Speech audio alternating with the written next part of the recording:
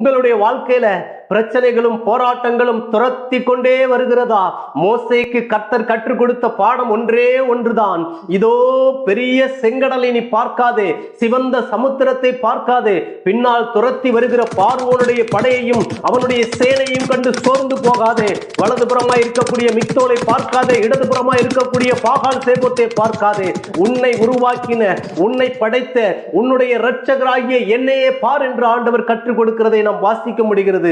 அருமையான தேவனுடைய பிள்ளைகளே, யாக்கோப்பு சொல்லுகிறார், இதோ இரட்சணியத்துக்கு என் கண்கள் காத்திருந்தது என்று சொல்லுகிறார். புதிய ஏற்பாட்டுக்கு வரும்பொழுது இதோ சிமியோன் சொல்லுகிறார், குழந்தையை கைகளில வாங்கி இரட்சணியத்தை என் கண்கள் கண்டது என்று சொல்லுகிறார். அருமையான தேவனுடைய பிள்ளைகளே, ஏசா என்றால் ரட்சிப்பு என்று அர்த்தம், யெசுவா என்றால் இரட்சகர் என்று அர்த்தம். பிரியமானவர்களே, யூத ஜனங்களை பொறுத்த மட்டிலே இதோ இரட்சணியம் என்றால் இரட்சகர் என்றுதான் அர்த்தம்.